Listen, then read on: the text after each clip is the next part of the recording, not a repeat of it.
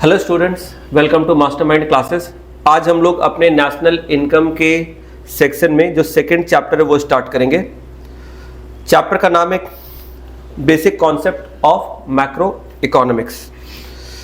धीरे धीरे करके हम लोग अपने चैप्टर में आते हैं। पिछले क्लास में हम लोगों ने क्या पढ़ा था? Circular flow of income. आज मैक्रो इकोनॉमिक्स की हमारी सेकंड क्लास है और आज हम लोग नया चैप्टर स्टार्ट कर रहे हैं। पिछले क्लास में हम लोगों ने सर्कुलर फ्लो ऑफ इनकम को पूरे तरीके से कंप्लीट कर दिया था। पिछले चैप्टर में हमने क्या सीखा था कि इकोनॉमी में जो भी हाउस होल्ड सेक्टर होते हैं और जो फर्म्स होते हैं उनके बीच में मनी का मूवमेंट सर्कुलर वे में होता रहता है। यानी हाउस होल्ड सेक्टर फर्म से जो भी अर्निंग करती है वो वापस में स्पेंड करके क्या गुड्स एंड सर्विसेज में स्पेंड करके वापस से वो फर्म के पास ही चला जाता है। और इसी में हम लोगों ने और डिटेल में 3 सेक्टर इकोनॉमी और 4 सेक्टर इकोनॉमी भी पढ़ा था। सीबीएसई में सिर्फ 2 सेक्टर इकोनॉमी है, आईएससी बोर्ड के सिलेबस में 4 सेक्टर इकोनॉमी है। तो जो भी स्टूडेंट सीबीएसई बोर्ड में है आप 3 सेक्टर और 4 सेक्टर मत पढ़ना, आप अपने सिलेबस को देखना बुक में, ठीक है। तो मैंने क्लास में जस्ट आप लोगों को ओवरव्यू देने के लिए मैंने 3 सेक्टर और 4 सेक्टर भी बता दिया था, पर आपको सिर्फ 2 सेक्टर इकोनॉमी पढ़ना है जिसमें सिर्फ हाउस होल्ड सेक्टर और फर्म होते हैं, ठीक है। 3 सेक्टर इकोनॉमी में क्या होता है? 3 सेक्टर इकोनॉमी में गवर्नमेंट सेक्टर भी आ जाता है, 4 सेक्टर इकोनॉमी में रेस्ट ऑफ द वर्ल्ड भी आ जाता है। ये जो 3 और 4 वाला ना, ये आईएससी बोर्ड में है, ठीक है। चलो, बाकी हम लोगों ने डिटेल में सब कुछ पढ़ लिया था। अब हम लोग आते हैं अपने आज के टॉपिक में। आज का जो टॉपिक है ये है basic concept of macro economics. इसमें हम लोग बेसिकली नेशनल इनकम से रिलेटेड कुछ टॉपिक्स पढ़ेंगे। हमारे मैक्रो इकोनॉमिक्स के पूरे सिलेबस में one of the most important और कॉन्सेप्चुअल जो टॉपिक है, जो सेक्शन है, वो है नेशनल इनकम का। इसमें से आपको थ्योरी के क्वेश्चंस भी मिलेंगे, ऑब्जेक्टिव में भी आएंगे 1 मार्क 2 मार्क के, और न्यूमेरिकल्स भी आएंगे। छोटे छोटे प्रॉब्लम्स भी इस चैप्टर में से पूछे जाएंगे। कैसे प्रॉब्लम होंगे, क्या होगा, कैसे सॉल्व करेंगे, वो हम लोग धीरे धीरे करके करेंगे, ठीक है। पर ये इंपॉर्टेंट है थ्योरी के लिए भी, प्रैक्टिकल न्यूमेरिकल के हिसाब से भी, ठीक है। अच्छा, आगे बढ़ने के पहले ना हमें सबसे पहले कुछ टर्म्स को सीखना पड़ेगा। ये जो चैप्टर है इसमें बहुत सारे नए नए टर्म्स आएंगे जो मैं आपको धीरे धीरे करके समझाऊंगा। इन सारे टर्म्स के साथ जब तक आप फेमिलियर नहीं होगे आपको ये नेशनल इनकम का चैप्टर समझ में नहीं आएगा, ठीक है। चलो, तो सबसे पहले हम लोग क्या करते हैं, एक minute.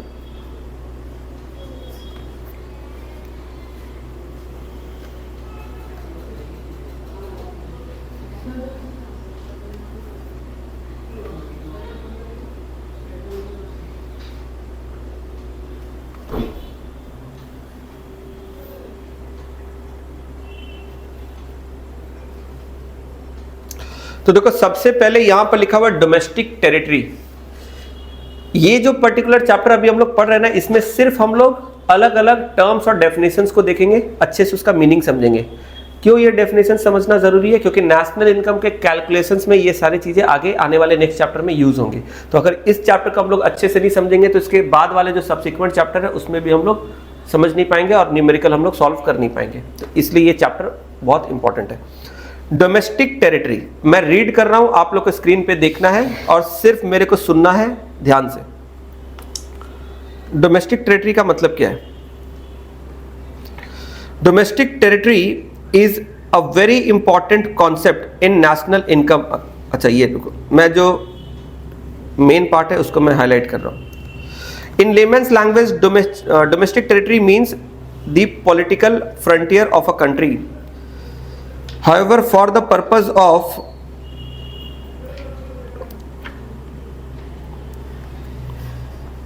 national income accounting, it is used in a wider sense.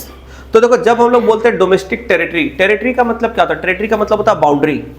Domestic territory मतलब अगर अपने बिना कुछ सोचे समझे बस इसके नाम से समझना चाहे कि डोमेस्टिक टेरिटरी का मतलब क्या होता है, ऐसे सोचो, इसका मतलब समझ में आ रहा है? किसी भी कंट्री का जो बाउंड्री है उसी को बोलते हैं डोमेस्टिक टेरिटरी। ये तो एकदम सिंपल सा मीनिंग हो गया। ये बहुत ही लेमैन्स लैंग्वेज में हम लोग ऐसा बोल सकते हैं कि डोमेस्टिक टेरिटरी का मतलब किसी भी कंट्री का जो ज्योग्राफिकल बाउंड्री या पॉलिटिकल बाउंड्री है, इसको बोलते हैं क्या हम लोग? Domestic territory. पर जब हम लोग इकोनॉमिक्स के टर्म्स में बात करते हैं ना, तो यहां पर सिर्फ ज्योग्राफिकल बाउंड्री या पॉलिटिकल बाउंड्री नहीं देखा जाता है। यहां पर इसके मीनिंग को और भी ज्यादा वाइडर बनाया गया है। इन the context of macro economics, domestic territory of a country has a wider meaning. Domestic territory of a country has a wider meaning. क्या है डोमेस्टिक टेरिटरी? देखो तो हर एक टर्म को बहुत इंपॉर्टेंट से समझना है। देखो, in addition to political frontier, domestic territory also includes. यहां पर ध्यान से देखना क्या बोल रहा है, in addition to political frontier, यानी कि पॉलिटिकल जो बाउंड्री है वो तो है, उसके अलावा इट ऑल्सो इंक्लूड्स, मतलब उसके अलावा जो ये नीचे चीजें दी गई है वो एडिशनली इंक्लूडेड की गई है। यानी किसी भी कंट्री के जो पॉलिटिकल बाउंड्रीज होते हैं वो तो है, उसके साथ कुछ और भी चीजें हैं जो अलग से यहां पर इंक्लूड की गई है इस डेफिनेशन में, डोमेस्टिक टेरिटरी के डेफिनेशन में। वो अलग से क्या चीजें हैं देखो ध्यान से। Ships and aircraft owned and operated by normal residents between two or more countries। किसी दो देशों के बीच में कोई भी शिप या एयरक्राफ्ट, यानी कि पानी में चलने वाले जो जहाज होते हैं और हवा में उड़ने वाले जो जहाज होते हैं, मतलब हवाई जहाज, ठीक है, ये दोनों ओन्ड एंड ऑपरेटेड, ध्यान से देखना क्या बोला जा रहा है, एक एक टर्म का बहुत मीनिंग है। Owned and operated by normal residents. अब नॉर्मल रेसिडेंट क्या होता है वो भी आगे आएगा, बात करेंगे हम लोग, ठीक है। तो कोई भी दो देशों के बीच में अगर कोई शिप या एयरक्राफ्ट अगर ओन्ड या ऑपरेट हो रहा है, कौन ऑपरेट कर रहा है? Normal resident of a country, उसको भी हम लोग क्या करेंगे? इंक्लूड कर लेंगे। समझ में आया? फिर से सुनो, किसी भी कंट्री के जो नॉर्मल रेसिडेंट है, किसी भी कंट्री के जो नॉर्मल रेसिडेंट है, वो अगर किसी शिप को या एयरक्राफ्ट को ओन करता है या ऑपरेट करता है, ओन करना, ऑपरेट करना, ठीक है। ऐसा क्यों बोला जाता है? ऐसा इसलिए बोला जाता है कि बहुत टाइम पे जो ओनर होते हैं वो ऑपरेटर नहीं होते हैं, ओनर कोई और होता है, ऑपरेटर कोई और होता है। जैसे कि एयरलाइन सेक्टर में तुम देखोगे जो फ्लाइट्स होते हैं जिनको एयरबस बोलते हैं हम लोग, ठीक है, तो जो एयरबस होते हैं ना वो लीज पे लिए जाते हैं। किसी को मालूम है? आइडिया है थोड़ा बहुत? तो एविएशन सेक्टर में जितनी भी कंपनीज होती है वो लोग परचेज नहीं करती है क्योंकि बहुत महंगा पड़ता है, ठीक है। तो मोस्ट ऑफ द केसेस में ये जो एयरलाइंस होते हैं, जो एयरलाइन कंपनी होती है, ये क्या करते हैं ना, जो मैन्युफैक्चरर है, जो एयरक्राफ्ट बनाते हैं, एयरबस बनाते हैं, उनसे वो लीज पे लेते हैं। जैसे बोइंग बोल के कंपनी है जो एयरबस बनाती है, उनसे वो लोग क्या करते हैं? लीज पे लेते हैं। समझ, वो उनको थोड़ा इकोनॉमिकली सस्ता पड़ता है। तो इसीलिए कोई भी नॉर्मल रेसिडेंट अगर शिप या एयरक्राफ्ट को ओन करता है या फिर ऑपरेट करता है दो देशों के बीच में, तो ये इंक्लूड होगा। एग्जाम्पल के लिए देखो, for example planes operated by Air India between Russia and Japan are part of domestic territory of India. क्या बोला जा रहा है? एयर इंडिया एक कंपनी है, अगर ये एयर इंडिया प्लेन ऑपरेट कर रही है, ऑपरेटेड बाय, जरूरी नहीं है कि वो ओन भी करे, क्योंकि एयर इंडिया जो प्लेन ऑपरेट कर रही है हो सकता है उसकी वो ओनर ना हो, उसने लीज पे लिया हो, पर उससे कोई फर्क नहीं पड़ता। अगर ओनर है तो भी, नहीं भी ओनर है, अगर आप ऑपरेट कर रहे हो तो भी। तो एयर इंडिया अगर कोई प्लेन ऑपरेट कर रही है जो कि दो कंट्री के बीच में फ्लाई करती है, रशिया और जापान, रशिया और जापान के बीच में ये फ्लाई करती है, are part of domestic territory of India. इसको हम लोग इंडिया के टेरिटरी का पार्ट मानेंगे। यानी इंडियन कंपनी अगर किसी फ्लाइट को दो अलग कंट्री के बीच में भी ऑपरेट कर रही है, फिर भी वो इंडिया का पार्ट माना जाएगा। इंडियन फ्लाइट में अगर कोई पैसेंजर बैठा है, वो भले ही वो इंडियन फ्लाइट किसी दूसरे कंट्री पे है, तो वो इंडिया माना जाएगा। अगर उस पर कोई अटैक होता है तो माना जाएगा इंडिया पे अटैक हुआ। समझ में आ रहा है? इंडिया की फ्लाइट उड़ के गई कहाँ, मान लो रशिया, और वहां पर किसी ने अटैक कर दिया, टेररिस्ट अटैक हो गया, मान लो कुछ भी, तो ये माना जाएगा कि ये भारत पे अटैक हुआ। समझ में आ रहा है? क्योंकि हम लोग उसको इंडिया के टेरिटरी का पार्ट मानते हैं। चलो, similarly planes operated by Singapore Airways between India and Japan are a part of domestic territory of Singapore. अगर सिंगापुर एयरलाइन अगर कोई प्लेन ऑपरेट कर रही है जो कि इंडिया और जापान के बीच में फ्लाई करता है, लेकिन ओन कौन कर रही है? सिंगापुर एयरलाइन, तो ये किसके टेरिटरी का पार्ट होगा? सिंगापुर का। समझ में आ रहा है? तो ये पॉइंट क्लियर है। चलो next point, fishing vessels, oil and natural gas rigs and floating platforms operated by the residents of a country in the international water where they have exclusive right of operation. अब देखो क्या बोला जा रहा है यहां पर, बहुत सारी चीजें बताई गई है। किसी भी कंट्री के जो बाउंड्री होते हैं ना वो किस तरीके से होते हैं, देखो तुमको दिखाते हैं थोड़ा सा। जैसे कि इंडिया है, ठीक है, मान लो ये इंडिया का सदर्न पार्ट है, ठीक, ऐसा। अब तुम ध्यान से देखना, नॉर्मली जब हम लोग मैप बनाते हैं तो इस तरीके से हम लोग अपना कंट्री बनाते हैं और इसे सोचते हैं कि यही इंडिया है। एक्चुअली में सिर्फ ये इंडिया नहीं है, जैसे मान लो चलो पूरा मैप भी बना देते हैं, ऐसा कुछ होता है ना। Please sorry for my bad hand writing, just समझाने के लिए बता रहे हैं, ठीक है,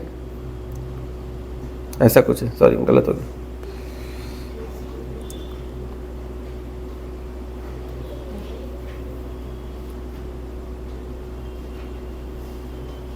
ऐसे ही कुछ है ना। अब देखो मेरे ड्राइंग पे मत जाना, चीज को समझना, ठीक है। तो सपोज ये क्या है, this is the geographical boundary of India. ये भारत का नक्शा है, हम लोग ऐसे ही बनाते हैं, पर एक्चुअली में मालूम है भारत सिर्फ इतना ही नहीं माना जाता है। बाय लॉ इस जमीन के बाहर के कुछ हिस्से को भी भारत का भाग मानते हैं। जैसे कि यहाँ से लेकर ये यहाँ से समुद्र स्टार्ट हो रहा है, यहाँ से लेकर कुछ पार्ट जो होता है उसको हम लोग बोलते हैं टेरिटोरियल वाटर ऑफ इंडिया। क्या बोलते हैं? Territorial water of India. वो 12 नॉटिकल माइल्स तक होता है। नॉटिकल माइल्स एक मेजरमेंट है, जैसे हम लोग रोड में माइल्स किलोमीटर ऐसे करते हैं, तो सी में ऐसे करके मेजरमेंट होता है। तो ऐसे समझो कि भारत की जहाँ पर ज़मीन ख़त्म हो रही है वहाँ से लेकर 12 नॉटिकल माइल्स तक का जो सी का एरिया है वो भारत का ही हिस्सा है। देखने में लग रहा है कि भारत का ज़मीन यहाँ पर ख़त्म हो गया, पर उसके बाद समुद्र का हिस्सा इतने दूर तक भारत का ही माना जाता है। इसको बोलते हैं टेरिटोरियल वाटर ऑफ इंडिया, ठीक है। यहाँ पर क्या होता है सर, यहाँ पर इंडियन नेवी आते रहते, घूमते रहते हैं। जैसे रोड पे पेट्रोलिंग होता ना, ऐसे इन लोग घूमते रहते हैं। यहाँ ये पूरा का पूरा एरिया भारत का माना जाता है। ये इंडियन नेवी के रडार में रहता है। कोई भी सबमरीन, कोई शिप, कुछ भी अगर यहाँ पर एंटर करेगा, जैसे यहाँ पर एंटर करेगा, भारत की धरती से बहुत दूर, भारत में आना तो बहुत दूर की बात है, अगर वो यहाँ पर क्रॉस किया तो ऐसा माना जाएगा भारत में क्रॉस कर रहे हो, और फट से वो नेवी के रडार में आ जाएगा। और वो जितने भी जो नेवी के जो ऑफिसर्स हैं वो सारे वहाँ पर पहुँच जाएंगे, उनको कम्युनिकेट करेंगे कि आप कौन हो, कहाँ से आ रहे हो, क्या है। अगर ज़रा सा भी कुछ लगेगा सीधा अटैक करके उनको हमला कर देंगे, या जो भी अपने कंट्रोल में ले लेंगे, अरेस्ट कर लेंगे, ठीक है। तो ये जो एरिया है ये भारत का पार्ट है, इस पे इंडियन नेवी का पूरा मॉनिटरिंग और कंट्रोल रहता है, इंडियन रडार में वो चलते रहते हैं, ठीक है। अच्छा, इसके बाद ये तो हो गया अपना, ये भारत है। इसके ऊपर से हवा में जहाज भी नहीं आ सकता, मतलब इसके ऊपर से कोई अननोन फ्लाइट भी फ्लाई नहीं कर सकती है। तो ये जो है ना, ये जो जगह है, इस जगह की जो जमीन है ये भारत है, इसका जो पानी है ये भी भारत है, ये जमीन तो भारत है ही, इसका पानी भी भारत है, इसके ऊपर की हवा और आसमान भी भारत है। यानी कि इसके ऊपर कोई बिना भारत के सरकार के सहमति के, अप्रूवल के, परमिशन के कोई भी फ्लाइट नहीं उड़ सकता। तुमको पता है किसी भी कंट्री के ऊपर से ऐसे आप कोई भी जहाज नहीं उड़ा सकते, उसके लिए भी परमिशन। कोई भी देश के बीच में आप जाके ऐसे हवाई जहाज उड़ा के लेके, तो ऐसा नहीं कि हवा में कोई रास्ता नहीं तो कहीं से भी उड़ा देंगे, ऐसा नहीं है। जितने भी एयरलाइंस होते हैं जो अपने है ना एक जगह से दूसरे जगह पे जब वो लोग आसमान में जब वो फ्लाई करते हैं, उसका एक डेजिग्नेटेड पाथवे होता है जो उनको रडार पे दिखता है कि कितने डिग्री एंगल पे वो चल रहे हैं, कितने हाइट पे चल रहे हैं। वो पूरा जो पायलट होता है उसके पास स्क्रीन में वो पूरा पता चलता है कि कितने हाइट पे है, कितने डिग्री पे है, कितना साउथ में है, नॉर्थ में है, क्या है नहीं है। वो उनको पूरा उसी हिसाब से उनको चलना होता है। जरा सा भी डेविएट करेंगे और कुछ इधर उधर करेंगे तो हो सकता है फिर उसमें एक तो एक्सीडेंट होने का भी खतरा होता है, और किसी दूसरे कंट्री के ऊपर से अपन एक्सेप्शनल ग्राउंड पे, अब जैसे वेदर है या कुछ बहुत एक्सेप्शनल ग्राउंड पे अलग बात है। अदरवाइज आप अचानक से कहीं से भी उड़ा नहीं सकते, कहीं पर भी आप लैंड नहीं कर सकते, कुछ भी नहीं कर सकते। ये सब के लिए बहुत स्ट्रिक्ट लॉज है, सीधा अरेस्ट हो जाओगे। तो एनीवेज बोलने का मतलब है ये जो जगह है इसके ऊपर से अगर कोई आसमान से कोई अगर जहाज आ रहा है, ठीक है, हवाई जहाज आ रहा है बिना गवर्नमेंट के परमिशन के, तो वो भी माना जाएगा भारत में आप इलीगली एंटर कर रहे हो।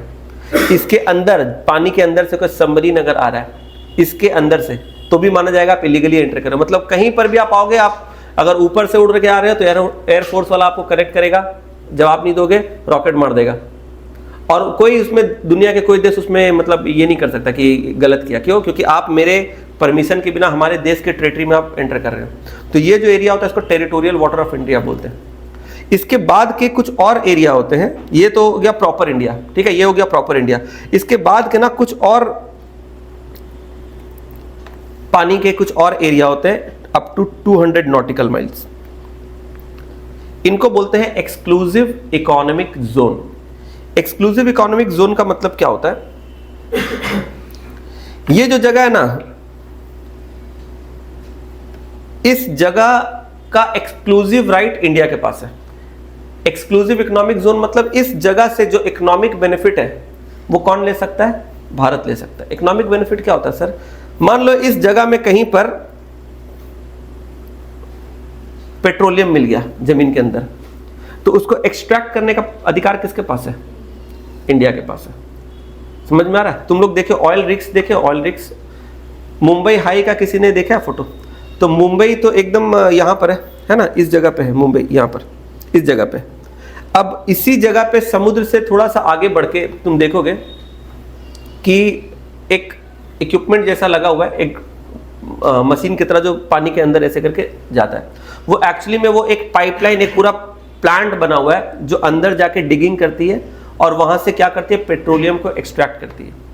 तो इस तरीके से बहुत सारे ऐसे प्लांट्स वगैरह होते हैं जो समुद्र के अंदर लगाए जाते हैं और वहां से एक्सट्रैक्शन किया जाता है नेचुरल रिसोर्सेज का, मे बी पेट्रोलियम या कुछ अदर रिसोर्सेज। समझ में आ रहा है? तो ये आप ऐसे तो कहीं पर भी जाके खोद के अपना प्लांट तो नहीं लगा दोगे। कोई भी कंट्री कहीं भी थोड़ी कर सकती है, उसका एक अपना अधिकार होना चाहिए ना। तो इसी तरीके से बहुत सारे कंट्री के अपने अपने एक्सक्लूसिव एरियाज है जहां पर आप इकोनॉमिक बेनिफिट ले सकते हो। तो जैसे भारत का मैंने बताया, भारत की धरती जहां खत्म हो रही है, ज्योग्राफिकल जो बाउंड्री है, वहां से लेकर 200 नॉटिकल माइल, 200 नॉटिकल माइल तक का जो एरिया होता है उसको इंडियाज स्पेशल इकोनॉमिक जोन बोलते हैं, एक्सक्लूसिव इकोनॉमिक जोन। इसका मतलब यहाँ इस जगह से एक्सक्लूसिव बेनिफिट कौन ले सकता है? इंडिया।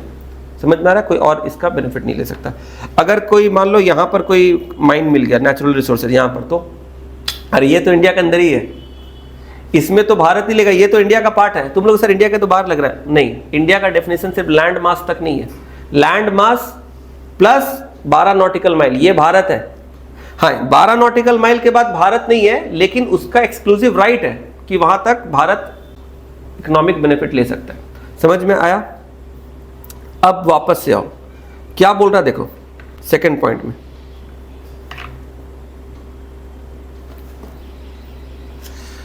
क्या बोला जा रहा है? Fishing vessels. फिशिंग वेसल्स मतलब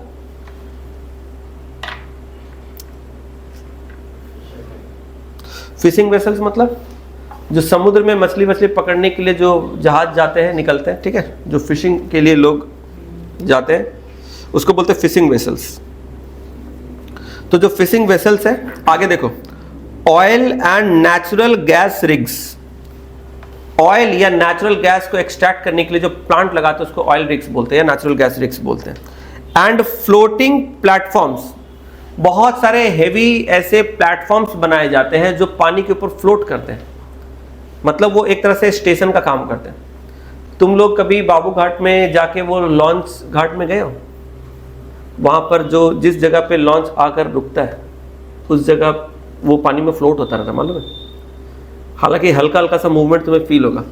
तो इस तरह के ना बहुत सारे ऐसे स्ट्रक्चर बनते हैं जो पानी के ऊपर बनाए जाते हैं, वो फ्लोटिंग रहते हैं। वो मे बी शायद वो स्टेशन हो, लोडिंग अनलोडिंग करने के लिए अलग अलग पर्पस के लिए ऐसे, तो बहुत सारे ऐसे स्ट्रक्चर बनते हैं। तो ये सब भी वही बोल रहा, फ्लोटिंग प्लेटफॉर्म्स। अगेन देखो क्या लिखा, operated by residents of a country. कौन ऑपरेट कर रहा है? कंट्री का resident. In the international water, international water में, इंटरनेशनल वाटर मतलब जो भारत का नहीं है, international water, where they have exclusive right. लेकिन उसमें एक्सक्लूसिव राइट है, भारत का नहीं है, इंटरनेशनल वाटर है, लेकिन उसमें एक्सक्लूसिव राइट है। क्या चीज का? एक्सट्रैक्शन करने का, ऑफ ऑपरेशन, ऑफ ऑपरेशन। तो कोई भी, आप ध्यान से इसको समझो, कोई भी ऐसा फिशिंग वेसल कोई ऑयल रिग्स या नेचुरल गैस रिग्स या कोई फ्लोटिंग स्ट्रक्चर, कुछ भी ऐसा जो कि इंटरनेशनल वाटर पे है पर भारत में उसका स्पेशल एक्सक्लूसिव राइट है वहां पर इकोनॉमिक बेनिफिट डिराइव करने का। और ये कौन ऑपरेट कर रहा है?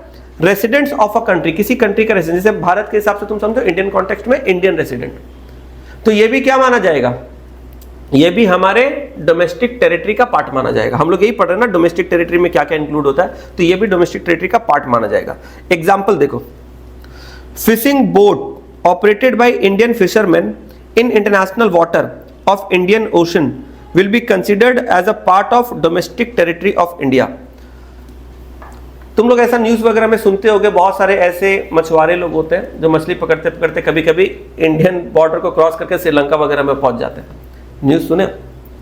अब वो लोग बेचारे, उनको उतना पता नहीं, बोट लेके निकलते हैं मछली पकड़, कब उनका बॉर्डर पार हो जाता है पानी में थोड़ी समझ में आ रहा है, तो वो चले जाते हैं। और वहाँ पर जैसे ही वो एक पर्टिकुलर रडार के बाहर जाते हैं, उनका तो नेविगेशन रहता है ना, तो जैसे श्रीलंका के जो नेवल ऑफिसर्स है वो अपने बाउंड्री में पेट्रोलिंग कर रहे हैं, घूम रहे, पानी के अंदर वो लोग घूमते रहते हैं, इंडिया वाले लोग अपने एरिया में घूमते रहते हैं। अब जैसे उन लोग को दूरबीन से दिखता है या फिर रडार में वहाँ पर समझ में आता है कोई एंट्री हुआ है, फट से वो लोग चले जाएंगे, बोले तुम लोग क्या यहाँ इलीगली घूम रहे हैं, क्योंकि बहुत सारे टेररिस्ट एक्टिविटीज़ भी होते हैं, तो उनको नहीं पता कि एक्चुअल में वो जेन्युइन फिशरमैन है या कोई दूसरा कंट्री का कोई स्पाई है या कोई टेररिस्ट है, क्या है नहीं है, तो वो लोग सीधा क्या करते हैं, अपने हिरासत में ले लेते हैं, अरेस्ट कर लेते हैं। ऐसा बहुत सारा न्यूज़ में भी आता है।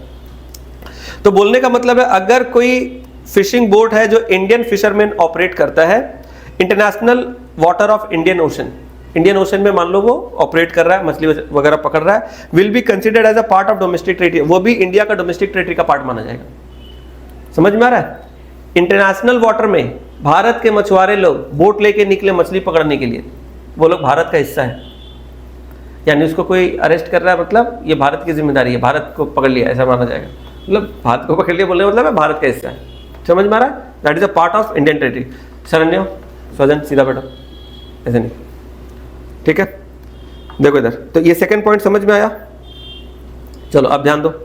Third, very important, embassies, consulates and military establishment of a country located abroad। बहुत सारे कंट्री के जो एम्बेसी समझते हैं तुम लोग, जिसको एम्बेसडर भी बोलते हैं, ठीक है, या डिप्लोमैट्स बोलते हैं, सुने हो तुम लोग? ठीक है, तो ये जो किसी भी कंट्री के जो एम्बेसी होते हैं या जो डिप्लोमैट्स होते हैं, वो दूसरे कंट्री में उनका एक ऑफिस होता है। मूवीज़ वगैरह में भी तुम लोग देखते होगे, है ना, कि जैसे किसी दूसरे कंट्री में अगर कोई टेररिस्ट अटैक हुआ तो इंडियन जो डिप्लोमैट होते हैं या जो एम्बेसडर होते हैं, जिनको एम्बेसी हाउस बोला जाता है या हाई कमीशन बोला जाता है, सुने हो ये सब? तो वहाँ पर वो लोग कांटेक्ट करते हैं। अभी रिसेंटली एक मूवी आई है, तुम लोग देखे हो क्या? क्या नाम है मूवी का? जॉन अब्राहम का एक मूवी है ना, यस, द डिप्लोमैट। हाँ, the name of the movie itself is diplomat. Very nice movie, real story incidents के ऊपर बेस्ड है। नहीं देखे तो देखना, मजा आएगा। तो हर एक कंट्री में दूसरे कंट्री के कुछ ऑफिशियल्स, गवर्नमेंट ऑफिशियल्स होते हैं, वो क्या करते हैं, उस देश में अपने रेसिडेंट के इंटरेस्ट को प्रोटेक्ट करते हैं। समझ में आ रहा है? जैसे कि मान लो इंडिया में यूएस की एम्बेसी है, यूएस के अंदर इंडियन एम्बेसी है, तो वहां पर अगर मान लो यूएस में रहने वाले अगर कोई इंडियंस है, उनको किसी तरह की दिक्कत आती है, तो वो किनको बताएंगे? तो वहां पर इंडियन गवर्नमेंट के बिहाफ में एक गवर्नमेंट ऑफिसर वहां पर है, इंडियन गवर्नमेंट के बिहाफ में एक ऑफिसर वहां पर डिप्लॉय किया गया एम्बेसी हाउस में। यानी कि यूएस के अंदर किसी भी इंडियन को किसी तरह की कोई भी प्रॉब्लम, कुछ दिक्कत है, वो कहां कांटेक्ट कर सकता है? Indian embassy within the US. तो Indian embassy is a government department and यहां पर कुछ गवर्नमेंट ऑफिशियल्स डिप्लॉय किए जाते हैं जो कि इंडिया का पार्ट माने जाते हैं। तो अगर मान लो यूएस के अंदर इंडियन हाई कमीशन में अटैक हो गया, तो क्या माना जाएगा मालूम है? इंडिया में अटैक हो गया। It is equivalent to attack in India, as good as attack in India. अब इंडिया के मान लो ये जो पोजीशन होता है ना डिप्लोमैट का या जो एम्बेसी का, ये बहुत ही पावरफुल और बहुत ही भयंकर पोजीशन होता है। और हर देश की जिम्मेदारी बनती है कि वो अपने देश के अंदर जो दूसरे देश के डिप्लोमैट्स हैं उनका प्रोटेक्शन करे। यानी किसी भी कंट्री के एम्बेसी को, डिप्लोमैट को अगर कुछ भी हुआ तो it may have a very bad dangerous consequence, क्योंकि ये पॉलिटिकल मैटर बन जाता है बहुत तगड़ा। तो हर एक कंट्री का ये जिम्मेदारी है, क्या जिम्मेदारी है, कि आपके देश में जो दूसरे देशों के जो एम्बेसडर है उनको किसी तरह से कोई नुकसान नहीं होना चाहिए, क्योंकि ये दो कंट्री के बीच की बात है, दो लोग नहीं है, नॉर्मल सिटीजन्स नहीं है, ये देश के राजदूत है, हिंदी में राजदूत बोलते हैं। अब पाकिस्तान के अंदर भी इंडियन एम्बेसी है, इंडिया के अंदर भी पाकिस्तान की एम्बेसी है। अब हम लोग वैसे सोचेंगे कि अरे इंडिया पाकिस्तान दुश्मनी है, पर वो दुश्मनी सब बात की बात है। लेकिन अगर पाकिस्तान के अंदर इंडियन एम्बेसी है, इंडियन ऑफिसर्स वहां डिप्लॉयड है, तो अब ये पाकिस्तान गवर्नमेंट की ये जिम्मेदारी है कि वहां पर उसमें कुछ नहीं होना चाहिए, वहां के किसी भी ऑफिसर को कुछ भी नहीं होना चाहिए। कुछ भी अगर हुआ पाकिस्तान के अंदर, मान लो कोई टेररिस्ट है, वो लोग बदमाशी कर रहा है कि चलो अब इंडियन ऑफिसर को यहाँ पर अटैक करते हैं, मार देते हैं, तो अगर पाकिस्तान के एम्बेसी में कोई अटैक होता है तो माना जाएगा इंडिया में अटैक हुआ। इसका सीधा कौन मतलब आपने इंडिया में अटैक किया, वो धरती भले ही पाकिस्तान की है, एम्बेसी वहां पर है, वो अलग बात है, पर वो भारत की जगह मानी जाती है। और सेम इंडिया के अंदर मान लो कि यूएस एम्बेसी है, कोलकाता में है यूएस, मालूम है तुम लोगों को? यस एग्जैक्टली, वहां पर कैमैक स्ट्रीट में वरदान मार्केट है, उसके ठीक अपोजिट वाले लाइन पे देखना, वहाँ पर आर्मी वगैरह खड़ा था, तो वहाँ पर यूएस एम्बेसी हाई कमीशन है। तो वहाँ पर मान लो किसी ने टेररिस्ट अटैक कर दिया तो क्या माना जाएगा मालूम है? यूएस में अटैक हो गया, और सीधा यहाँ पर इंडिया और यूएस के बीच में बवाल हो जाएगा, क्योंकि यूएस के एम्बेसी को अगर यहाँ पर किसी ने अटैक कर दिया, मान लो कोई टेररिस्ट है, पाकिस्तानी है, वो आके सोच रहा है कि चलो इंडिया और अमेरिका को ना लड़वा देते हैं। कैसे लड़वाए? चलो इंडिया में आके यहाँ पर अमेरिकन एम्बेसी को आके अटैक कर देते हैं, तो दो देश का रिश्ता खराब हो जाएगा, अमेरिका इंडिया पे अटैक कर देगा, ऐसा कुछ सोच रहा है। तो अगर ऐसा सोच के अगर कुछ करता है तो एक्चुअली में जो भी हो फर्क नहीं पड़ता किसने किया क्या किया, पर माना जाएगा क्या मालूम है कि ये यूएस के ऊपर सीधा अटैक है, और इंडियन गवर्नमेंट की जिम्मेदारी है कि आप वहाँ पर यूएस के ऑफिशियल्स को आप प्रोटेक्ट करो। और अगर इंडियन गवर्नमेंट इसमें फेल होती है, कुछ भी अगर बात होता है, तो सीधा ये दो देशों के बीच में बहुत गड़बड़ मुद्दा हो जाएगा। तो इस तरह के जो भी एम्बेसीज होते हैं, कॉन्सुलेट भी उसी को बोलते हैं, कॉन्सुलेट ऑफिस मतलब वही हाई कमीशन को कॉन्सुलेट ऑफिस बोलते हैं। मिलिट्री स्टैब्लिशमेंट, अच्छा कभी कभी एक कंट्री किसी दूसरे कंट्री में एक मिलिट्री बेस बनाती है, ऐसा सुना है तुम लोगों ने? चाइना ने अपना मिलिट्री बेस कई जगह पे बना के रखा हुआ है, अलग अलग जगह पे। इंडिया ने भी कुछ एक कंट्री में अपना मिलिट्री बेस बनाया था, जैसे इंडिया ने तुम्हारा मालदीव्स में भी अपना मिलिट्री बेस बनाया था। तुम लोगों ने बीच में सुना होगा, मालदीव्स के बारे में काफी न्यूज में आ रहा था कि इंडियन आर्मी वहां पर डिप्लॉयड थी, वहां पर उन लोग आर्मी की ट्रेनिंग, वहां के लोगों को भी आर्मी की ट्रेनिंग देते थे, सब कुछ करते थे। तो वहां पर एक मालदीव्स में इंडिया का भी एक मिलिट्री बेस था, और भी कई जगह पे कुछ कुछ ऐसे कंट्री हैं जो बनाते हैं। अब इंडिया के और भी कुछ कुछ जगह पे एग्जैक्टली मुझे नाम अभी याद नहीं आ रहा है। तो इस तरह से किसी कंट्री ने अगर किसी दूसरे कंट्री में अपना आर्मी बेस, मिलिट्री बेस बनाया है, ये प्रोटेक्शन के रीजन से भी हो सकता है या फिर ट्रेनिंग के रीजन से। दो देशों के आर्मी आपस में एक दूसरे के साथ ट्रेनिंग भी करते हैं, एक दूसरे को सिखाते हैं, कॉम्बैट फाइट होता है, बहुत तरह के फाइटिंग स्किल्स होते हैं जो एक दूसरे को सिखाते हैं, ठीक है। तो इंडियन आर्म्ड फोर्सेज भी बहुत ही अच्छा कॉम्बैट फाइट होते हैं, ठीक है, फाइटर्स बहुत अच्छे होते हैं। तो इन लोग भी बहुत कंट्री में जाते हैं, वो बहुत सारे कॉम्बैट स्किल सिखाते हैं। दूसरे जो कंट्री के लोग होते हैं वो लोग भी जैसे कि इंडिया में आते हैं, सिखाते हैं। तो इस तरीके से ये सब चीज चलता रहता है। तो ये जो मिलिट्री स्टैब्लिशमेंट है ये भी इंडिया का पार्ट माना जाएगा, भले किसी दूसरे कंट्री में हो तो भी, ठीक है। इंडिया ने मान लो श्रीलंका में अपना मिलिट्री बेस बना दिया और उस पर अगर कोई अटैक करता है, भले वो श्रीलंका में है, माना जाएगा इंडिया में अटैक हुआ। समझ में आ रहा है? तो यहाँ पर देखो फॉर एग्जाम्पल क्या बोला जा रहा है, Indian embassy in Russia is a part of the domestic territory of India. अगर मान लो रशिया में इंडियन एम्बेसी है तो वो इंडिया का पार्ट माना जाएगा, भले वो रशिया में, ठीक है। अच्छा, इसके बाद यहां पर क्या लिखा है, कॉन्सुलेट। अच्छा, ये जस्ट ऐसे बताने के लिए बता रहा है। कॉन्सुलेट इज एन ऑफिस और building used by consul, an officer commissioned by the government to reside in a foreign country to promote the interest of the country to which he belongs. यानी सीधी बात है, किसी भी दूसरे country में government क्या करती है, अपने ऑफिसर को वहां पर डिप्लॉय करती है। उस जगह को हम लोग क्या बोलते हैं, कॉन्सुलेट, यानी कि जो हाई कमीशन बोलते हैं उसको, ठीक है। और वो जो ऑफिसर होते हैं, जो डिप्लोमेट होते हैं, वो हमारे गवर्नमेंट के इंटरेस्ट को प्रोटेक्ट करते हैं वहां पर, और हमारे जो मान लो हमारे देश के जो नागरिक उस देश में है उनके इंटरेस्ट को के लिए भी काम करते हैं। समझ में आ रहा है? यही उनका रीजन होता है बेसिकली। तो ये तीन चीज। तो डोमेस्टिक टेरिटरी में क्या क्या इंक्लूड होता है बोलो तो? पॉलिटिकल फ्रंटियर तो इंक्लूड होता है। तुम देखो फिर से वापस से फर्स्ट लाइन में देखो, ध्यान दो, in addition to political frontiers. इसका क्या मतलब है कि पॉलिटिकल फ्रंटियर्स तो है ही, in addition to that domestic territory also includes. Domestic territory में और भी तीन चीजें आती है, 1, 2 and 3। पहला क्या, शिप एंड एयरक्राफ्ट, जो कि owned and operated by normal resident of a country between two countries. ठीक है, एग्जाम्पल दिया हुआ है फिर से, fishing vessels, oil rigs, natural gas rigs या कोई फ्लोटिंग स्ट्रक्चर, ये सब। और तीसरा एम्बेसी, कॉन्सुलेट या फिर कोई मिलिट्री एस्टैब्लिशमेंट। ये मेन कीवर्ड्स याद रखना है। चलो ठीक है, समझ में आया।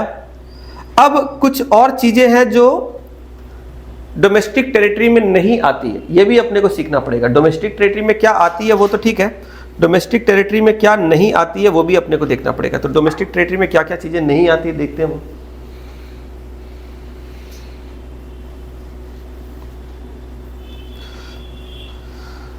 अब ध्यान से देखना, embassies, consulate and military establishment of a foreign country.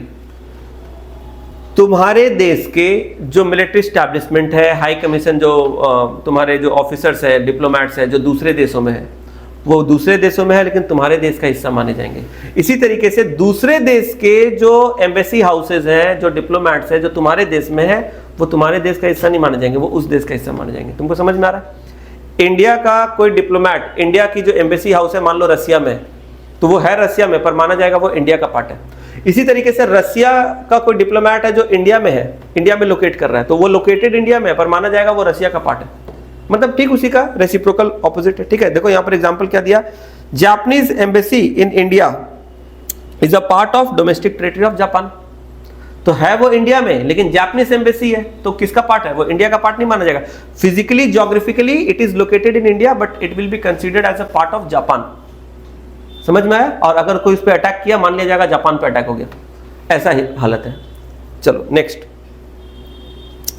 International organizations like UNO, WHO, है ना, बहुत सारे ग्लोबल लेवल पे बहुत सारे ऐसे ऑर्गेनाइजेशंस बनते हैं, बहुत सारे ऐसे अलग अलग कंट्री के ग्रुप्स बनते हैं। तो ये जो ग्लोबल ऑर्गेनाइजेशन, इंटरनेशनल ऑर्गेनाइजेशंस होते हैं ना, इसको किसी भी एक पर्टिकुलर कंट्री का हिस्सा नहीं मानते, ये ग्लोबल ऑर्गेनाइजेशन है। जैसे कि डब्ल्यूएचओ हम लोग ज्यादा फेमस जानते हैं, वर्ल्ड हेल्थ ऑर्गेनाइजेशन। ठीक है, located within the et cetera, located within the geographical boundaries of a country. किसी भी कंट्री के ज्योग्राफिकल बाउंड्री में, किसी भी कंट्री के ज्योग्राफिकल बाउंड्री में अगर कोई इंटरनेशनल ऑर्गेनाइजेशन इंक्लूडेड है, जैसे कि यूएनओ, डब्ल्यूएचओ, ये सब, तो ये भी उसके डोमेस्टिक टेरिटरी का पार्ट नहीं माना जाएगा। अब तुम यहां पर देखो और भी चीजें यहां पर लिखी गई है, क्या बोला जा रहा है? According to United Nations, economic territory और domestic territory is the geographical territory administered by a government within which person, goods and capital circulate freely.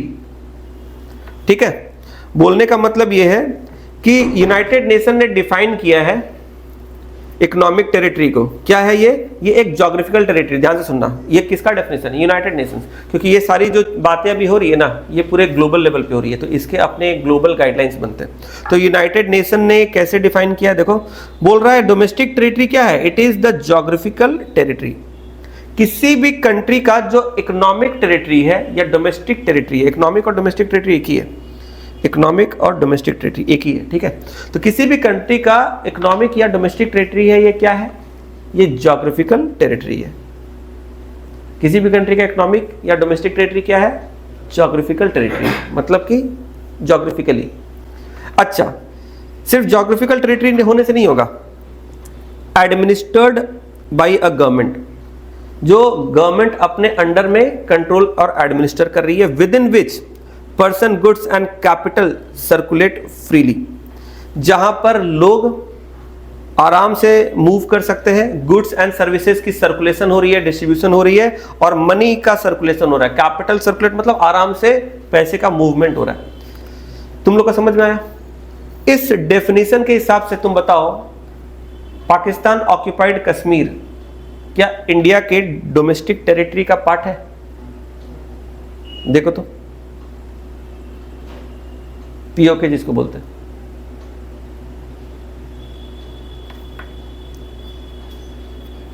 Pakistan occupied Kashmir के बारे में कुछ पता है? Pakistan occupied Kashmir is a part of Jammu and Kashmir, जो कि captured illegally bye Pakistan. तो अभी वहां पर क्या है कि इंडियन गवर्नमेंट का डायरेक्ट कोई कंट्रोल नहीं है, कोई वहाँ पर लोगों का आना जाना या कोई इन्वेस्टमेंट मनी या किसी चीज़ का कोई सर्कुलेशन नहीं है। समझ में आ रहा है? गवर्नमेंट वहाँ पर कोई प्रोजेक्ट नहीं लगा सकती या फिर वहाँ पर कोई इन्वेस्टमेंट नहीं कर सकती, या वहाँ पर हमारे कोई भी देश के लोग आराम से फ्रीली आ जा नहीं सकते। समझ में आ रहा है? मतलब ऐसा नहीं है कि जैसे आज हम लोग अपने देश में किसी भी जगह पे फ्रीली जा सकते हैं, कहीं पर बिजनेस स्टार्ट कर सकते हैं, कहीं पर बिजनेस कुछ भी कर सकते हैं, जॉब कर सकते हैं। तो ये क्या है? एकदम फ्री फ्लो है, लोगों का फ्री फ्लो है, गुड्स एंड सर्विसेज का फ्री फ्लो है, पैसे का, कैपिटल का फ्री फ्लो है ना। लेकिन कुछ ऐसे जगह है मान लो कि जहाँ पर ये सारा चीज़ का फ्री फ्लो नहीं है, तो है वो भारत का पार्ट। लेकिन इकोनॉमिक्स के व्यू पॉइंट से, अगर हम लोग अभी क्या पढ़ रहे हैं, हम लोग इकोनॉमिक्स पढ़ रहे हैं, इकोनॉमिक्स के व्यू पॉइंट से वो हमारे इकोनॉमी का पार्ट नहीं है, डोमेस्टिक टेरिटरी है नहीं। क्यों? क्योंकि वहाँ पर इनका तो फ्री फ्लो है ही नहीं। तो अगर हम लोग लीगली बात करें, पॉलिटिकली बात करें, तो no doubt Pakistan occupied Kashmir is a integral part of India only. नाम ही है उसका पाकिस्तान ऑक्यूपाइड कश्मीर। समझ में आ रहा है? मतलब पाकिस्तान ने उसको ऑक्यूपाई करके रखा हुआ है, पर है तो वो इंडिया का पार्ट। तो इस तरीके से वो है इंडिया, लेकिन इकोनॉमिक्स के व्यू पॉइंट से हम लोग उसको डोमेस्टिक टेरिटरी नहीं बोल सकते। इकोनॉमिक टेरिटरी, डोमेस्टिक टेरिटरी का दूसरा नाम क्या है? Economic territory. इकोनॉमिक टेरिटरी मतलब जहां से आपका कोई इकोनॉमिक बेनिफिट ही नहीं हो रहा है, आप कुछ इकोनॉमिक एक्टिविटी नहीं कर पा रहे हो। अब देखो, जब से आर्टिकल 370 हटा है जम्मू एंड कश्मीर में, तुम लोग को पता है वहां पर काफी डेवलपमेंट स्टार्ट हो गया। अभी रिसेंटली तो इलेक्शन भी हो गया वहां पर, अभी सारा जो नॉर्मल सिस्टम है वो सारा सब कुछ आ गया। तो अभी कहीं ना कहीं वहां पर जो डेमोक्रेटिक रूल्स हैं जो नॉर्मली होते हैं वो सब कुछ वहां पर चलने लग गया। अभी काफी डेवलपमेंट, रोड्स, स्कूल्स और अलग अलग चीजों में सोशल डेवलपमेंट काफी हुए हैं। लेकिन ये क्यों हो पा रहे हैं? आज गवर्नमेंट वहां पर इन्वेस्ट कर रही है, वहां पर अलग अलग प्रोजेक्ट्स लग रहे हैं, ये सारा चीज हो रहा है। मतलब क्या है? कैपिटल सर्कुलेट हो रहा है ना, कैपिटल सरकार इन्वेस्ट कर रही है उस जगह पे। गवर्नमेंट अब जैसे बाकी स्टेट को टेक केयर करती थी, अब गवर्नमेंट उनको भी टेक केयर कर रही है। लेकिन अगेन पूरा का पूरा जम्मू एंड कश्मीर में ये नहीं हो पा रहा है। पाकिस्तान ऑक्यूपाइड कश्मीर के अंदर अभी वो चीज़ नहीं चल रहा। क्यों? क्योंकि अगेन वही बात है, अभी ये डिस्प्यूटेड एरिया हो गया। यहाँ पर अभी भी इंडियन गवर्नमेंट का वैसा कंट्रोल नहीं, इकोनॉमिक बेनिफिट नहीं है, वहाँ पर कोई ट्रांजैक्शन नहीं कर सकते आप, या फिर अचानक से कोई लेन देन नहीं कर सकते। समझ में आ रहा है? तो इस तरीके से इकोनॉमिक टेरिटरी का एक स्पेसिफिक मीनिंग है। याद रखना, पॉलिटिकल डेफिनेशन अलग होता है, ज्योग्राफिकल चीज़ अलग होती है, और यहाँ पर हम लोग इकोनॉमिक को जब पढ़ते हैं तो हम लोग इकोनॉमिक्स के हिसाब से पढ़ रहे हैं। अब कई बार ऊपर में आया है नॉर्मल रेसिडेंट, आया ना, ऊपर में हम लोग पढ़े ऑपरेटेड बाय नॉर्मल रेसिडेंट, ऐसा करके कई बार ये मेंशन आया। तो अब हम लोग जानते हैं कि आखिर ये नॉर्मल रेसिडेंट क्या है। रेसिडेंट का मतलब होता है निवासी, हिंदी में बोलते हैं निवास, मतलब जो जहां निवास करता है वो वहां का रेसिडेंट है। हम लोग भारत में निवास करते हैं तो हम लोग इंडियन रेसिडेंट है। समझ में आ रहा है? नॉर्मल रेसिडेंट मतलब जो नॉर्मली कहीं पर रहता है। अब नॉर्मली कहीं पर रहता है इसका क्या मतलब है? तो इसको बताया गया है। देखो, normal resident of a country, ध्यान से सुनना, normal resident of a country refers to an individual. हर 5 मिनट में बार बार स्क्रीन फ्रीज हो जा रहा है, यही सब काम करना पड़ रहा है।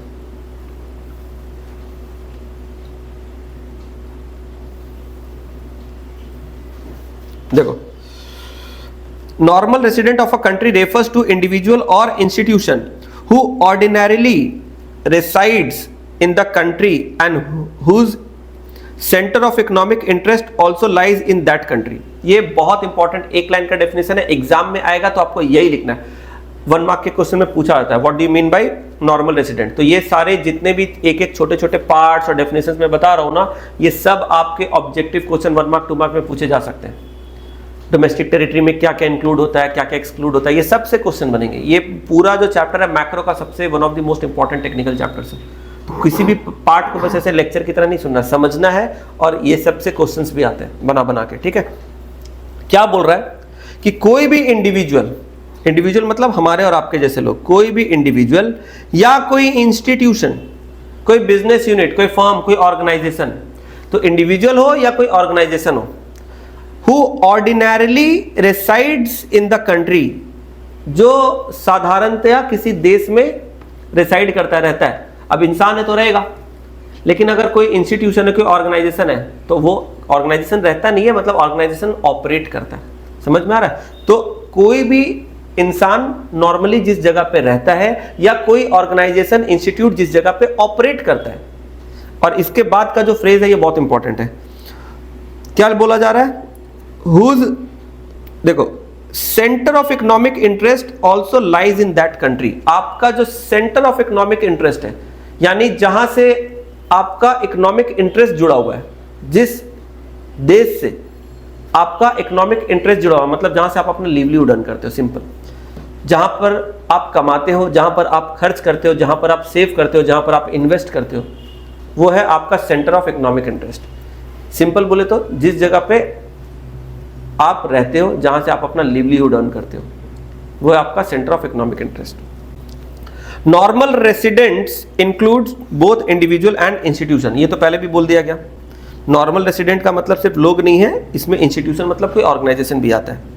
अब देखो सेंटर ऑफ इकोनॉमिक इंटरेस्ट का क्या मतलब है, जो अभी ऊपर फ्रेज हम लोग पढ़े थे ना, सेंटर ऑफ इकोनॉमिक इंटरेस्ट, ये बहुत इंपॉर्टेंट है, डेफिनेशन में भी लिखना पड़ेगा।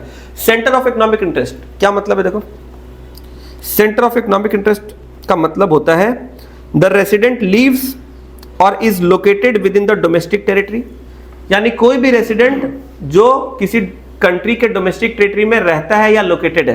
तो यहां पर दो वर्ब ये लोग यूज किए, leaves, leaves for individual, located for institution, क्योंकि जो ये है क्या बोलते हैं, क्या पढ़ रहे हैं अभी हम लोग, नॉर्मल रेसिडेंट। तो नॉर्मल रेसिडेंट अभी हम लोग क्या पढ़े कि ये इंडिविजुअल भी हो सकते हैं, कोई इंस्टीट्यूशन भी हो सकते हैं। तो ये नॉर्मल रेसिडेंट अगर इंडिविजुअल है तो वो रहेंगे, और अगर कोई इंस्टीट्यूशन या ऑर्गेनाइजेशन है तो वो लोकेट करेंगे।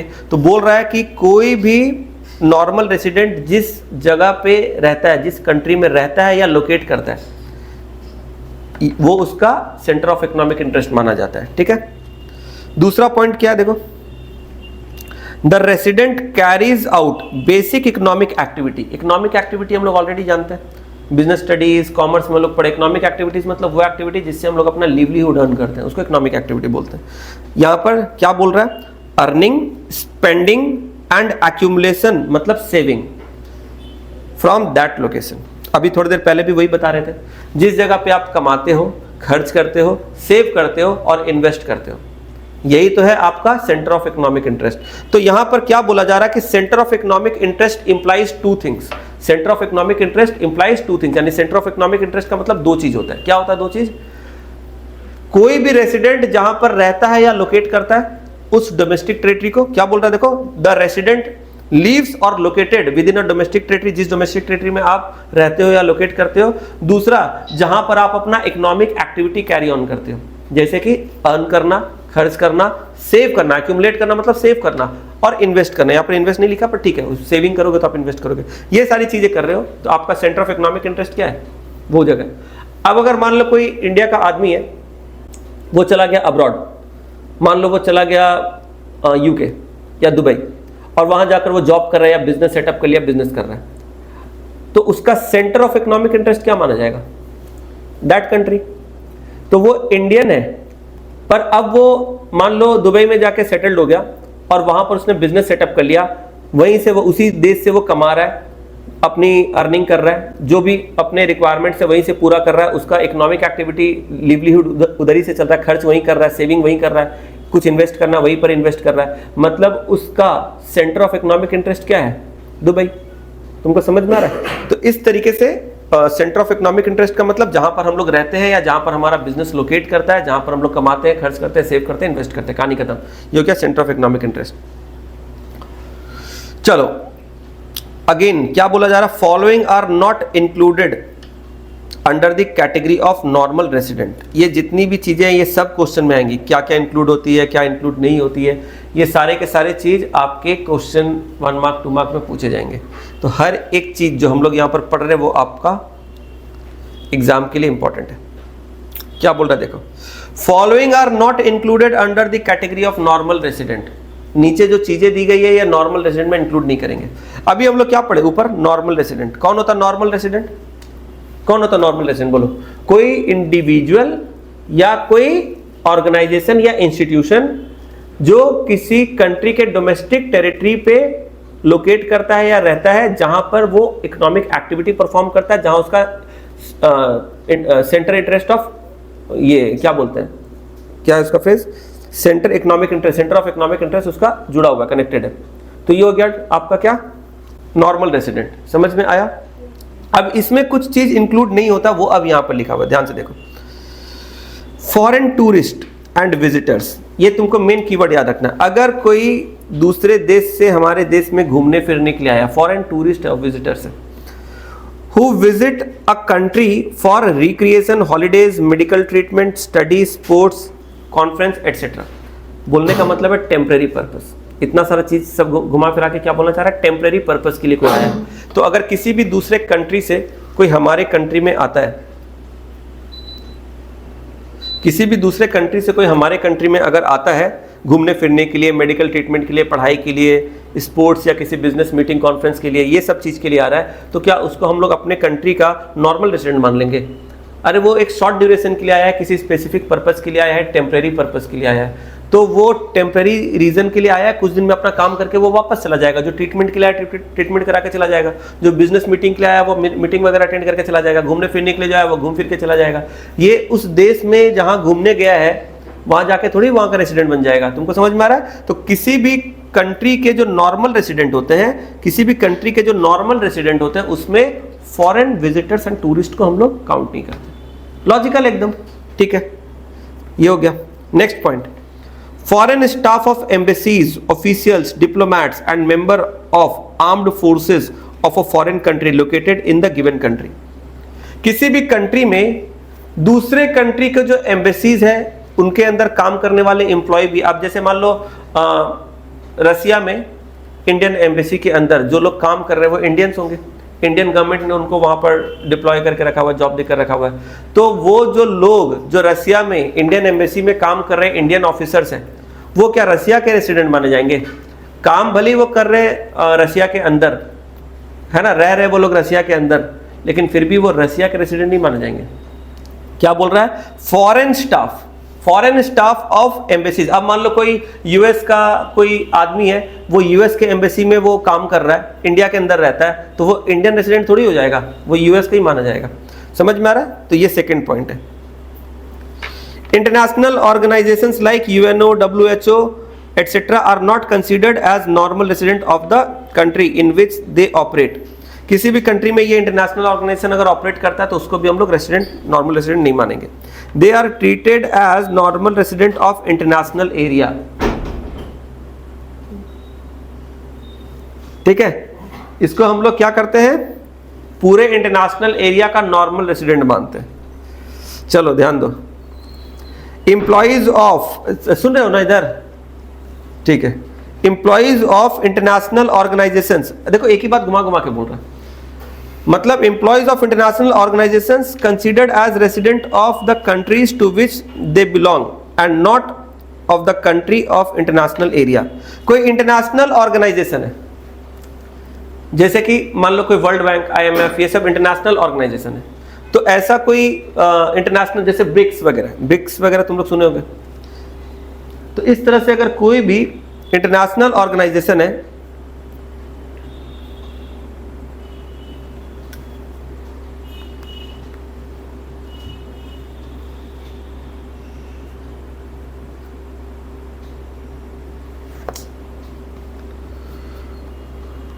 बड़ा समस्या है।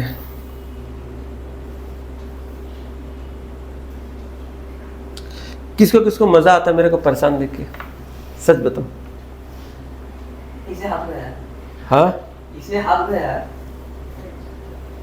अच्छा सर, तो फिर ये फॉरेन एम्बेसीज के लोग जो आते हैं दूसरे कंट्रीज में काम करने, तो वो दूसरे फॉरेन कंट्रीज में लैंड नहीं खरीद सकते?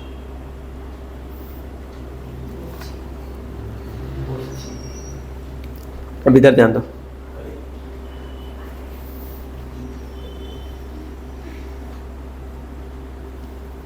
क्या हो गया भाई?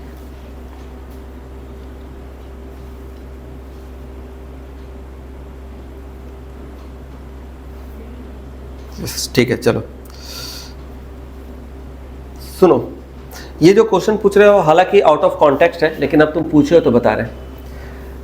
ठीक है, लैंड हम कहीं खरीदे, प्रॉपर्टी हम कहीं खरीदे, वो एक अलग बात है। लैंड, तुम्हारे पास पैसा, तुम कहीं भी खरीद लो, क्या फर्क पड़ता है? If you have money you can buy property anywhere in the world.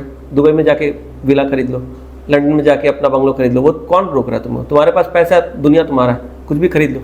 Island भी खरीदते हैं आजकल लोग, चांद पे भी प्लॉट लेने वाले, तो वो कोई मैटर नहीं है। Property I can buy anywhere, investment I can do anywhere, तुम कहीं पर भी इन्वेस्ट कर दो, किसी फॉरेन कंपनी के शेयर्स में, किसी डिबेंचर्स में, प्लॉट में, गोल्ड में, तो वो उससे इसका कोई लेना देना नहीं। अभी हम लोग पढ़ रहे हैं इकोनॉमिक्स के कॉन्टेक्स्ट में नॉर्मल रेसिडेंट कौन माने जाते हैं। अब ये क्यों पढ़ रहे हैं हम लोग, क्योंकि हम लोग आगे नेशनल इनकम पढ़ने वाले हैं। नेशनल इनकम जब हम लोग पढ़ेंगे तो उसके लिए अपने को ये डेफिनेशन लगेगा, अभी आगे आएगा तो पता चलेगा। ये जो छोटे छोटे डेफिनेशन हम लोग पढ़ रहे हैं इसके पीछे का रीजन है, क्योंकि आने वाले चैप्टर में जब हम लोग नेशनल इनकम का कैलकुलेशन करेंगे तो वो इसी डेफिनेशन के ऊपर बेस्ड होगा। तो अभी हम लोग को उसी के हिसाब से समझना है, ठीक है। देखो क्या बोला जा रहा है, employees of international organization are considered as the resident of the country to which they belong। यानी कोई इंटरनेशनल ऑर्गेनाइजेशन में काम करने वाला कोई एम्प्लॉय है तो वो उस देश का रेसिडेंट माना जाएगा जिस देश का ऑर्गेनाइजेशन है। समझ में आ रहा है? आगे देखो, चलो एग्जांपल दिया यहां पर, क्या एग्जांपल है, an American working in UNO office located in India will be treated as a normal resident of America. अगर मान लो यूएनओ का कोई ऑफिस इंडिया में है और वहां पर कोई आदमी काम कर रहा है जो कि अमेरिकन है, तो वो कहां का रेसिडेंट माना जाएगा, इंडिया का या अमेरिका का? अमेरिका का, ठीक है। चलो आगे क्या बोल रहा है देखो, however if the employees are working for more than 1 year in such international institution then they become the normal resident of a country in which such institutions are located।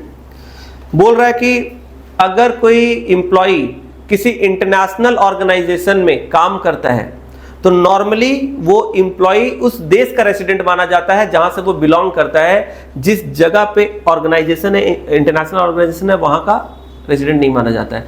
लेकिन अगर एम्प्लॉय 1 साल से ज्यादा समय तक के लिए वो काम कर रहा है, मोर देन 1 ईयर हो गया उसको काम करते हुए, in that case he will be considered as resident of the country in which institution is located, not the country from which he belongs।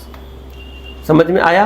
मतलब नॉर्मल रूल क्या है, what is the general rule ये है कि international organisation में काम करने वाला एम्प्लॉय जिस देश से बिलोंग करता है उस देश का रेसिडेंट है, जहां पर इंस्टीट्यूशन है उसका रेसिडेंट नहीं है। लेकिन अगर 1 साल से ज्यादा से काम कर रहा है तो फिर जिस देश में इंस्टीट्यूशन है वहां का वो रेसिडेंट है, जहां से बिलोंग करता है वहां का रेसिडेंट नहीं है। तुम लोग बोलोगे सर ये कौन बनाया, ये सब क्या है, ये सब क्यों है? पढ़ना पड़ेगा, ये सारे इंटरनेशनल गवर्निंग रेगुलेशंस है, ठीक है, और ये सब बहुत रेलेवेंट है। हम लोग के स्कूल के बिल्डिंग के पास एक residential of Chile, so they are normal residents और they are from Chile. School के पास क्या है? रेजिडेंशियल ऑफ चिली, तो वो तो ये गवर्नमेंट बॉडी नहीं है ना, गवर्नमेंट बॉडी होना चाहिए। मतलब यहाँ पर क्या बोला, इंटरनेशनल ऑर्गेनाइजेशन होना चाहिए। अब बहुत सारे ऐसे दूसरे कंट्री के लोग हैं जो एक साथ आके रह रहे हैं, या फिर बहुत सारे ऐसे होते हैं जैसे तुम लोग देखो मेघालय भवन है, ये है वो है, तो वहाँ पर उस पर्टिकुलर स्टेट के लोग हैं, किसी दूसरे कंट्री के, जैसे अभी तुमने बोला, ठीक है, तो वो कोई इंटरनेशनल बॉडी, इंटरनेशनल ऑर्गेनाइजेशन नहीं है। दूसरे कंट्री के लोग आकर रह रहे, ठीक है, अलग बात है, पर वो इंटरनेशनल ऑर्गेनाइजेशन मतलब जो ग्लोबली रिकॉग्नाइज्ड जो ऑर्गेनाइजेशंस होते हैं, जैसे कि यहाँ United Nations, IMF, world bank, ये सब समझ में आ रहा है, WHO, ये सब। चलो ध्यान से देखो अब क्या बोल रहा है।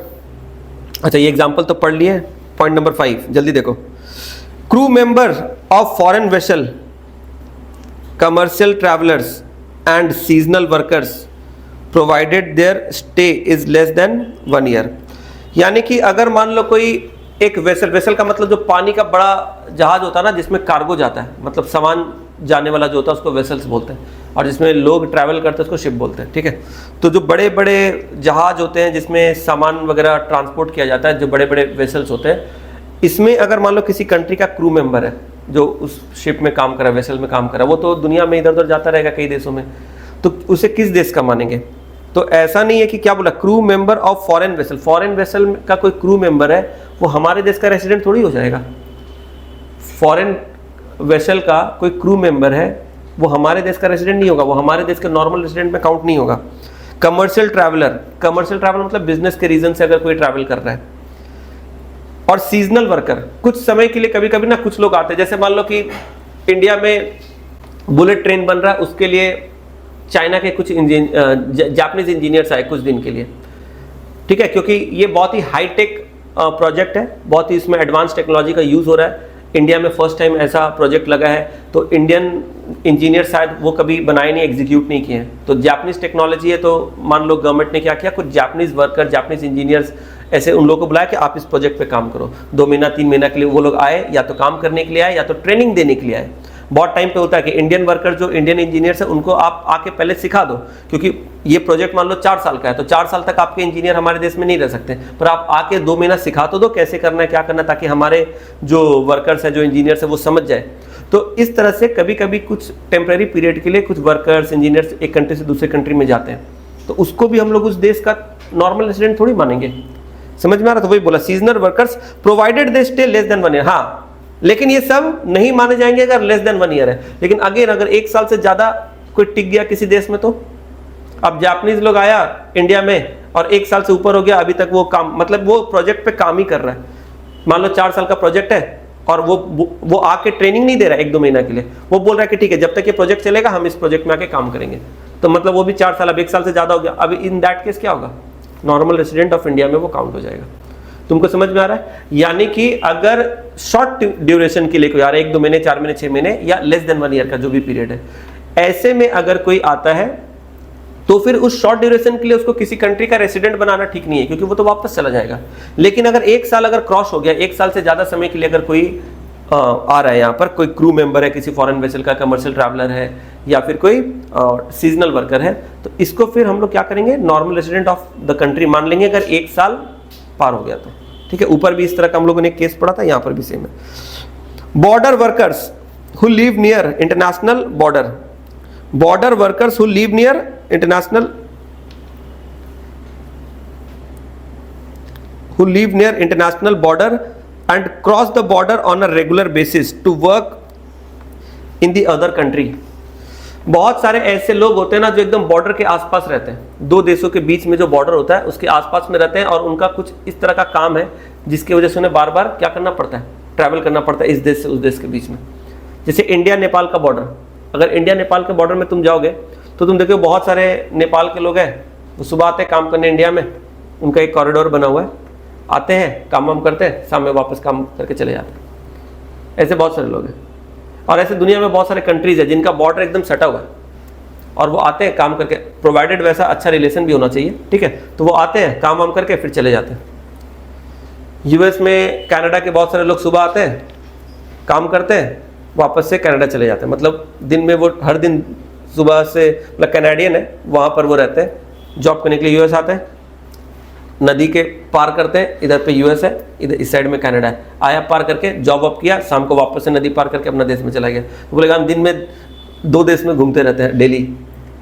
तो अब वैसा है, होता है ऐसा, ठीक है। तो ऐसे में क्या है, border workers live near international border, अगर कोई इंटरनेशनल बॉर्डर के आसपास रहता है, and cross border on regular basis, जो बार बार रेगुलर बेसिस पे वो बॉर्डर को क्रॉस करता रहता है, to work in the other country, दूसरे कंट्री में जाने के लिए। अब जैसे कोई नेपाल का आदमी है, उसको इंडिया में वो कोई काम करता है और इसके वजह से उसको बार बार इंडिया आना पड़ता है रेगुलर बेसिस पे, तो वो इंडिया बार बार आ रहा है, तो क्या उसको इंडियन रेसिडेंट मान लेंगे? नहीं। जो काम के लिए फ्रीक्वेंटली रेगुलर बेसिस पे बॉर्डर क्रॉस करता रहता है उसको हम लोग नॉर्मल रेसिडेंट नहीं मानेंगे, ठीक है। They are treated as normal resident of the country where they live and not where they work. जिस जगह पे वो रहते हैं वो उनका उस जगह के वो नॉर्मल रेसिडेंट होंगे, ना कि उस जगह के जहां पर वो काम करते हैं। यानी कोई कनाडा का आदमी है, वो यूएस में जॉब करता है, सुबह जाता है यूएस, फिर शाम को आता है वापस कनाडा, फिर हर दिन ऐसा करता है, तो इसका मतलब वो कहाँ का नॉर्मल रेसिडेंट माना जाएगा, यूएस का या कनाडा का? कनाडा का। कोई नेपाल का आदमी है, वो इंडिया में आता है, काम करता है, फिर शाम को चला जाता है, कहाँ का माना जाएगा? नेपाल का। समझ में आ रहा है? तो इस तरीके से इन लोगों को हम लोग नॉर्मल रेसिडेंट में इंक्लूड नहीं करते हैं। समझ में आया? चलो, इसके बाद एक दूसरा चीज आता है, सिटीजनशिप एंड रेसिडेंटशिप। सिटीजनशिप और रेसिडेंटशिप, बहुत सारे लोगों को लगता है ये दोनों सेम है। सिटीजन होना और रेसिडेंट होना ये दोनों सेम नहीं है। सिटीजन का मतलब होता है नागरिक, किसी देश के नागरिक को बोलते हैं सिटीजन, और रेसिडेंट का मतलब होता है निवासी, जो जहां पर निवास करते हैं उसको रेसिडेंट बोलते हैं। तुम लोग बोलोगे सर क्या है सर, एक ही तो बात है। जो जहाँ का नागरिक है वो वही निवास करेगा, ऐसा ज़रूरी नहीं है। कोई इंडिया का नागरिक है पर वो इंडिया के बाहर भी निवास कर सकता है, Indian citizen residing somewhere else. बहुत सारे ऐसे इंडियन सिटीजन्स हैं जो इंडिया के बाहर रहते हैं, यूएस में, यूके में, दुबई में, अलग अलग देशों में, तो दे आर इंडियन सिटीजन्स, ठीक है, but they are residing at outside India. तो वो लोग रेसिडेंट कहाँ के हैं? उस देश के, पर सिटीजन कहाँ है? इस देश के। समझ में आ रहा? तो citizenship is a different thing. Citizenship का मतलब क्या होता है? नागरिकता। किस देश के तुम नागरिक हो, किसका पासपोर्ट है तुम्हारे पास, समझ में आ रहा है? किसका पासपोर्ट है, तुम उस देश के नागरिक हो। और रेसिडेंट मतलब कहाँ रहते हो, समझ में आ रहा है? तो यहाँ पर सिटीजनशिप और रेसिडेंटशिप ये दो अलग कॉन्सेप्ट है, याद रखना।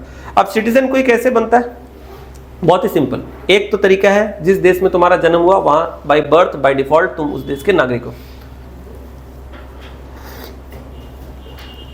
यानी कि जन्म के हिसाब से, पैदाइश के हिसाब से, ठीक है, जिसको हम लोग बोलते हैं जन्म सिद्ध अधिकार। जिस धरती पे आपका आगमन हुआ आप उस देश के क्या बन गए? नागरिक। तो ये एक सिंपल सा नियम है।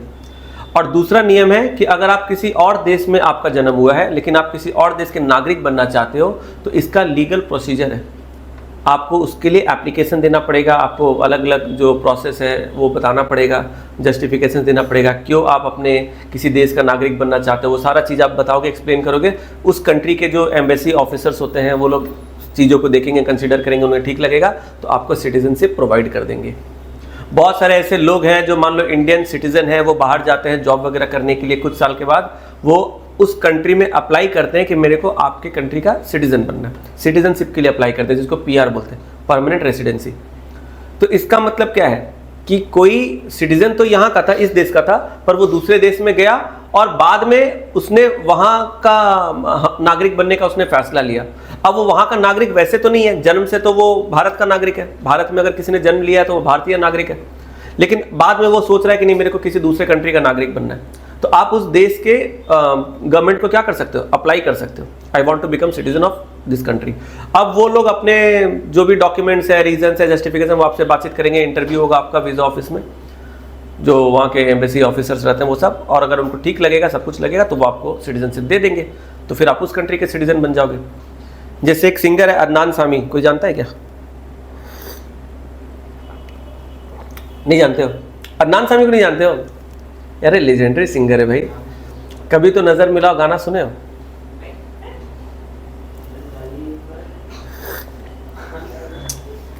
बोल रहा गाइए एक बार। नहीं सुने हो? ये ज़मीं झुक जाए, आसमां रुक जाए, तेरा चेहरा जब नजर आए, ऐसा कुछ गाना सुने हो? थोड़ी सी लिफ्ट करा दे, ऐसा कोई गाना सुने हो? हाँ, लिफ्ट करा दे, नहीं सुने हो? तुम लोग नेहा कक्कड़ के अलावा किसी गाना सुने हो? टोनी कक्कड़, नेहा कक्कड़ के अलावा किसी अच्छे सिंगर का गाना सुने हो? पहले ये बताओ। यस, ठीक है, श्रेया घोषाल। तो एक सिंगर है, उसका नाम है अदनान सामी, बहुत ही अच्छा सिंगर है, गाना सुनना, ठीक है। वो एक्चुअली पाकिस्तानी है, मतलब वो पाकिस्तान में जन्म हुआ था और पाकिस्तान में फिर वो पला बड़ा, काफ़ी अच्छा सिंगर था। एक टाइम के बाद वो इंडिया में आया, गाने बनाए, अपने एल्बम वगैरह रिलीज़ किया और काफ़ी पॉपुलर हुआ, अच्छा सिंगर है। इतनी पॉपुलैरिटी, इतना मान सम्मान, प्यार मिला जो कि हमारे देश में हम लोग देते ही है सबको, तो वो मिला, वो इतना गदगद हो गया, बोला यार हमारे देश ने कभी इतना प्यार हमें नहीं दिया, और उसने भारत सरकार से अपील किया कि आप मुझे यहाँ का सिटीजनशिप दे दीजिए, सारे जो भी फॉर्मेलिटीज थे सब कुछ किया, आज वो इंडियन सिटीजन है। अदनान सामी वो आज क्या है? भारत का नागरिक है, इंडियन सिटीजन है। समझ में आ रहा है? ये अच्छा बात है, अच्छा सिंगर था, हमारे पास आ गया है कि नहीं? चलो तो अब देखते हैं एक बार बुक, यहाँ नोट्स में क्या लिखा है एक बार ध्यान देना। सिटीजनशिप क्या बोल रहा है देखो ध्यान से, सिटीजनशिप के बारे में क्या बोला जा रहा है देखो। सिटीजनशिप के बारे में, it is basically a legal concept, ये एक लीगल कॉन्सेप्ट है। On the place of birth of the person और सम लीगल प्रोविजंस, बोल रहा है ये सिटीजनशिप एक लीगल कॉन्सेप्ट है। किस बेसिस पे? On the basis of place of birth, place of birth के ऊपर ये बेस्ड है, और सम लीगल प्रोविजन, या तो कानूनी प्रावधान है उसको आप फॉलो करके भी आप सिटीजन बन सकते हो, या तो आप बर्थ के साथ सिटीजन बन जाओ बर्थ के साथ बनने का क्या, जिस जगह पे आपका जन्म होगा वहां के तो आप बाय डिफॉल्ट ही सिटीजन हो। या तो अगर आप किसी दूसरे जगह का सिटीजन बनना चाहते हो जहां पर आपका जन्म नहीं हुआ, तो आपको फिर लीगल प्रोसीजर के थ्रू से जाना पड़ेगा। ठीक है, क्या लिखा है, allowing a person to become a citizen, it means citizenship can arise in 2 ways. क्या लिख रहा है, citizenship can arise in 2 veg.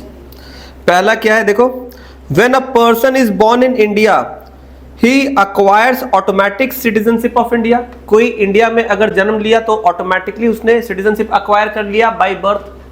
दूसरा, a person born outside India applies for citizenship and Indian law allows him to become Indian citizen. और हमारे देश के कानून में ऐसा प्रावधान है कि अगर कोई अलाउ करता है, कोई अप्लाई करता है तो हम लोग उसको सिटीजनशिप अलाउ कर सकते हैं, प्रोवाइडेड जो ऑफिसर है उनको सब कुछ जेन्युइन लगेगा, बोनाफाइड लगेगा, तभी। ऐसा नहीं कि कोई भी अप्लाई करेगा और हम लोग उसको बोलेंगे आओ और भीड़ बढ़ाओ, ऐसा नहीं है। ठीक है, समझ में आया? अच्छा तरह क्लासी जोक था। चलो देखो, इट इज, अच्छा अब सुनो, रेसिडेंटशिप। रेसिडेंटशिप क्या होता है? It is an economic concept. ये इकोनॉमिक कॉन्सेप्ट है, वो क्या था, लीगल कॉन्सेप्ट। ये इकोनॉमिक कॉन्सेप्ट है, based on the basic economic activity performed by a person. Economic activity का मतलब क्या होता है, अभी बताया थोड़ी देर पहले, जो इंसान जहां से अपना लिवलीहुड अर्न करता है, कोई जॉब कर रहा है, कोई बिजनेस कर रहा है, जो भी, जिसका दाल रोटी जहां से चल रहा है। समझ में आया? दाल रोटी चल रहा है मतलब जिसका अपना रोजी रोजगार जहां से चल रहा है, कोई बिजनेस कर रहा है, जॉब कर रहा है, वो तो जिस जगह से जो इंसान कमा रहा है, खा रहा है, सेविंग कर रहा है, इन्वेस्ट कर रहा है, वो उसका क्या है, सेंटर ऑफ इकोनॉमिक इंटरेस्ट। अभी पढ़े थे, इसी को बोलते हैं इकोनॉमिक एक्टिविटी। तो बोल रहा है रेसिडेंटशिप ये इकोनॉमिक कॉन्सेप्ट है, based on economic activities performed by a person. An individual is normal resident of a country if he ordinarily resides in a country for a period more than 1 year। कोई भी आदमी किसी country में 1 साल से ज्यादा समय के लिए रहता है तो वो माना जाता है उस देश का निवासी है, नागरिक नहीं, निवासी है। ठीक है, नागरिकता बदलने का एक लीगल प्रोसेस है, वो ऐसा नहीं कोई भी देश में जाके आप साल भर से ऊपर रह लोगे आप उस देश के नागरिक बन जाओगे, ऐसे नहीं है। नागरिकता बदलने का पूरा बकायदा एक प्रोसेस है। लेकिन रेसिडेंट आप बन ही सकते हो। आप किसी दूसरे देश में गए, जॉब वॉब कर रहे हो, 1 साल से ज़्यादा आपको हो गया, आप वहाँ के क्या बन गए, निवासी बन गए। आप वहाँ पर जॉब कर रहे हो, बिजनेस कर रहे हो, वहाँ से कमा रहे हो, खर्चा कर रहे हो, तो आपका इकोनॉमिक इंटरेस्ट वहाँ पर से जुड़ गया, आप वहाँ के रेसिडेंट बन गए। तो क्या बोल रहा है, an individual is a normal resident of a country if he ordinarily resides in the country for a period more than 1 year. 1 साल से ज़्यादा अगर आप किसी देश में रहते हो, वहाँ पर आपका इकोनॉमिक एक्टिविटीज आप परफॉर्म कर रहे हो, आप वहाँ के क्या बन गए, रेसिडेंट बन गए। And his centre of economic interest also lies in that country. आपका सेंटर ऑफ इकोनॉमिक इंटरेस्ट उस देश में लाई करता, मतलब उस देश से जुड़ा हुआ है। वही बात है, जॉब बिजनेस कुछ भी कर रहे हो, यानी आप किसी देश में जाके जॉब बिजनेस कुछ भी कर रहे हो, कमा खा रहे हो किसी देश में, और 1 साल आपको हो गया है उस देश के, आप निवासी बन गए हो, नागरिक नहीं।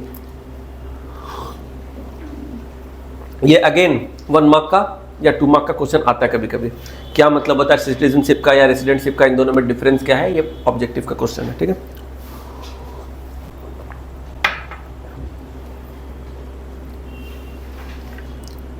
एक मिनट,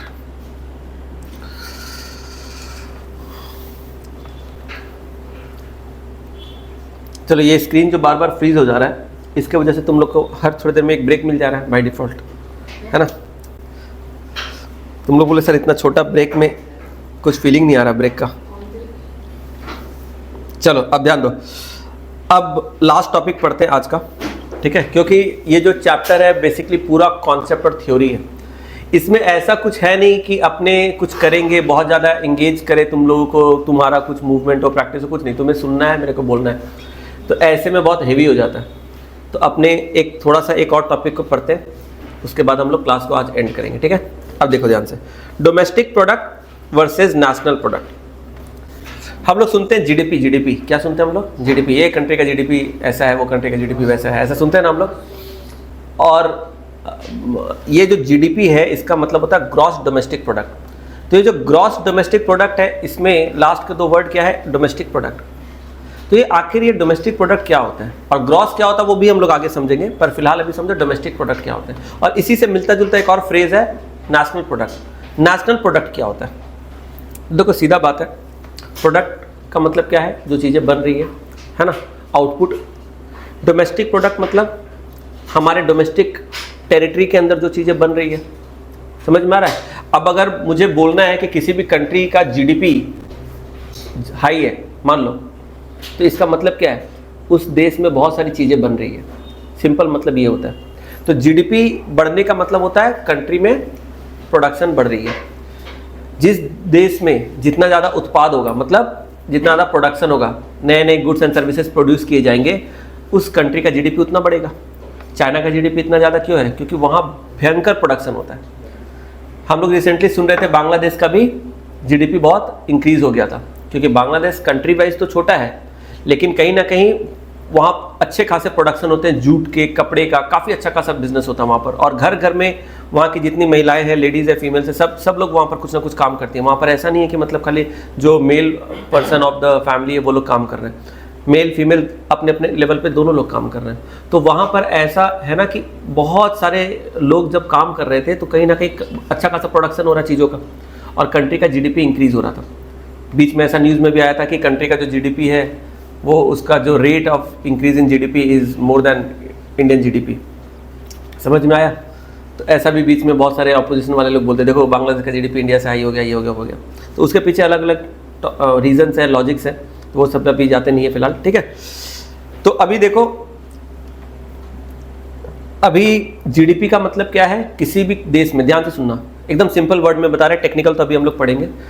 जीडीपी का मतलब किसी भी देश में जो भी चीजें बन रही है, किसी भी देश में जो भी चीजें बन रही है। अच्छा, चीजें का मतलब goods and services both. Economics में सर्विस को इंटेंजिबल गुड्स बोलते हैं, ठीक है, याद रखना। सर्विस को भी गुड्स माना जाता है इकोनॉमिक्स में। क्या बोलते हैं हम लोग? Intangible goods. तो in the context of economics जब हम लोग गुड्स बोलते हैं तो इसका मतलब टेंजिबल इंटेंजिबल दोनों। समझ में आ रहा है? तो किसी भी देश में जो भी चीजें बन रही है उसके प्रोडक्शन के वैल्यू को हम लोग बोलते हैं ग्रॉस डोमेस्टिक प्रोडक्ट। अब देखो, किसी भी कंट्री में बहुत सारी चीज़ें बन रही है, कपड़े, खाने पीने की चीज़ें, बहुत सारे इक्विपमेंट्स, दुनिया भर के अलग अलग वैरायटीज ऑफ प्रोडक्ट बन रहे हैं। क्या इनको हम लोग सम अप कर सकते हैं? क्या नहीं कर सकते। इतने वैरायटी ऑफ चीज़ें, कंज्यूमर गुड्स बन रही है, कैपिटल गुड्स बन रही है, मशीनरीज बन रही है ना, दुनिया भर के thousands and millions of items हर एक देश में बनती है। इन सारे प्रोडक्ट को तो हम लोग क्या कर सकते हैं? सम अप नहीं कर सकते। तो इनके वैल्यू को हम लोग सम अप करते हैं। कोई एक बेकरी है, वहाँ पर केक बन रहा है, ब्रेड बन रहा है। कोई एक दूसरा, मान लो कोई एक फैक्ट्री है जहाँ पर कोई टॉयलेटरी प्रिपरेशन बन रहा है, जैसे कोई कॉस्मेटिक आइटम हो गया वो बन रहा है, कहीं पर खाने पीने की चीज़ बन रही है। तो दुनिया भर के अलग अलग सामान बन रहे हैं, है ना। ये सभी की जो वैल्यू है, उस वैल्यू को जब सम अप करेंगे तो पता चलेगा पूरे देश में कितना वैल्यू का प्रोडक्शन हुआ, पूरे देश में टोटल कितने वैल्यू का प्रोडक्शन हुआ। इसी को बोलते हैं डोमेस्टिक प्रोडक्ट। तो डोमेस्टिक प्रोडक्ट का एकदम सिंपल मीनिंग अगर समझो तो किसी भी कंट्री के डोमेस्टिक टेरिटरी में जितने भी वैल्यू की गुड्स एंड सर्विसेज प्रोड्यूस हुई है, यह है डोमेस्टिक प्रोडक्ट। अब इसको देखो, थोड़ा सा पढ़ते हैं। यहाँ पर क्या बोला जा रहा है? The concept of domestic territory, the concept of domestic territory and normal resident help to estimate domestic product।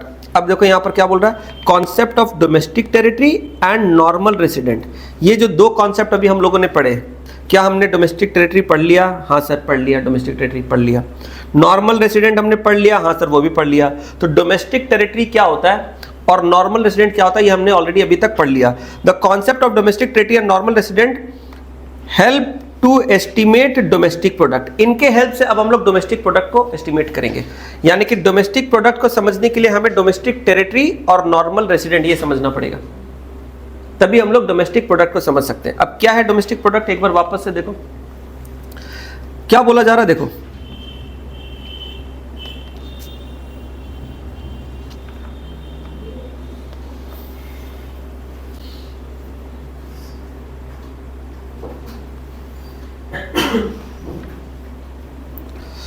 देखो ध्यान से, the concept of domestic territory helps to estimate domestic product. ये तो वही बात बोल दिया। आगे देखो, domestic product includes production activity of production units located in economic territory irrespective of the fact whether carried out by resident और non resident. क्या बोल रहा है, एक बार पढ़ के सोचो तो क्या बोल रहा है, रीड करो। डोमेस्टिक प्रोडक्ट, हम लोग क्या पढ़ रहे हैं, डोमेस्टिक प्रोडक्ट और नेशनल प्रोडक्ट। तो पहले हम लोग पढ़ रहे हैं domestic product. Domestic product includes production activity of production unit located in economic territory.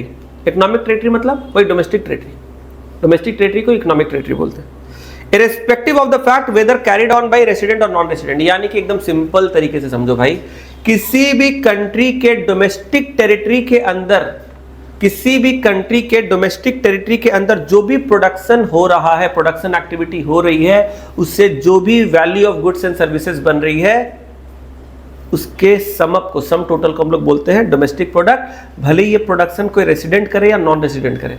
तो यहां पर इट इज नॉट रेलेवेंट कि who is carrying on production activity, who is carrying on production activity is not relevant.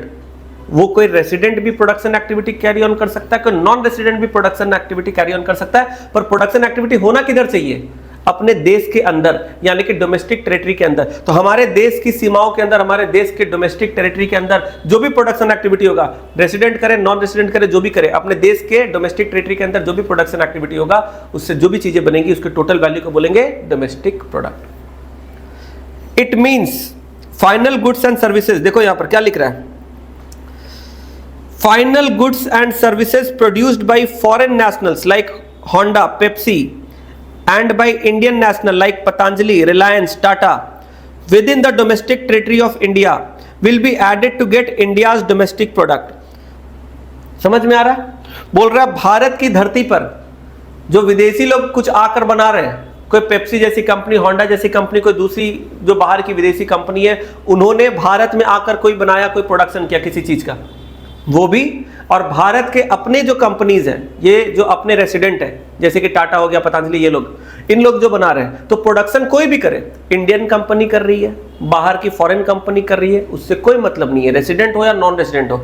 Matter क्या करता है कि भारत की धरती पे होना चाहिए, मतलब इंडिया के डोमेस्टिक टेरिटरी के अंदर प्रोडक्शन होना चाहिए। तो अगर इंडिया की डोमेस्टिक टेरिटरी के अंदर कोई भी प्रोडक्शन हो रहा है, whether carried on by Indian और फॉरेनर, यानी कि वो रेसिडेंट करे या नॉन रेसिडेंट करे, इंडिया के डोमेस्टिक टेरिटरी के अंदर अगर हो रहा है, तो उसकी जो वैल्यू बनती है उसी को हम लोग टोटल करके क्या बोलेंगे, डोमेस्टिक प्रोडक्ट। ठीक है, तो देखो ऊपर लिखा फाइनल गुड्स एंड सर्विस, ठीक है, विदाउट क्या लिखा है, without distinguishing between national and non national. यहां पर हम लोग डिस्टिंग्विश नहीं करेंगे कौन नेशनल है कौन नॉन नेशनल है, यानी कि डोमेस्टिक है या फॉरेन है, उससे कोई मतलब नहीं है।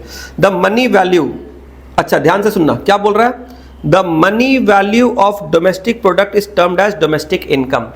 हम लोग यहां पर एक वर्ड पढ़ते हैं डोमेस्टिक इनकम। तो डोमेस्टिक इनकम क्या है भाई, डोमेस्टिक इनकम कुछ नहीं है, जो डोमेस्टिक प्रोडक्ट है उसका वैल्यू डोमेस्टिक इनकम है। डोमेस्टिक प्रोडक्ट मतलब ये डोमेस्टिक प्रोडक्ट है, मान लो ये क्या है, डोमेस्टिक प्रोडक्ट। अब इसका जो वैल्यू है वो डोमेस्टिक इनकम है। समझ में आ रहा है? तो domestic income is the monetary value of domestic product. तो suppose I consider this as domestic product, इसका वैल्यू 10 रुपया है, तो हम लोग बोलेंगे डोमेस्टिक इनकम कितना, 10 रुपया।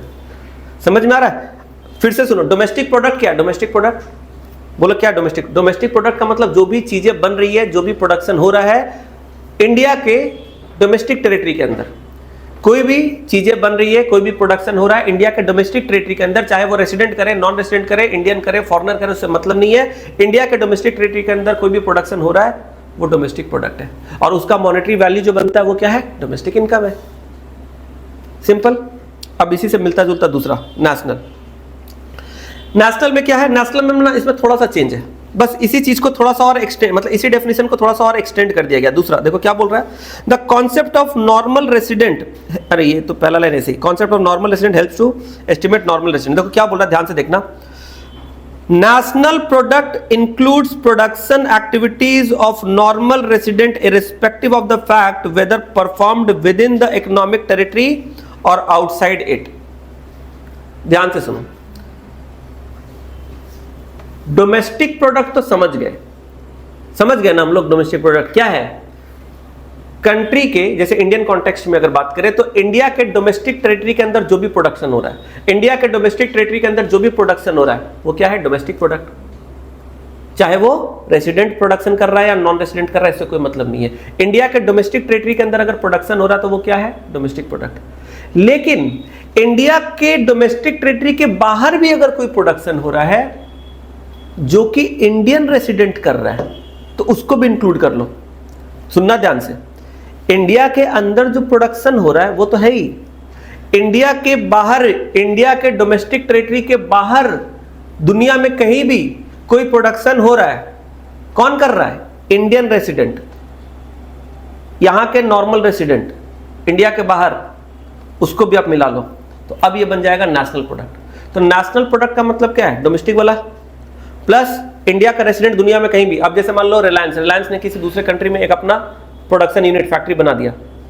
अब क्योंकि रिलायंस इंडियन रेसिडेंट है और उसने किसी दूसरे जगह पे, किसी दूसरे कंट्री पे एक अपना प्रोडक्शन का प्लांट या कोई फैक्ट्री सेटअप कर दिया, तो वो प्रोडक्शन जो हो रहा है वो इंडिया के डोमेस्टिक टेरिटरी के बाहर हो रहा है, पर कर रहा कौन है? Indian resident.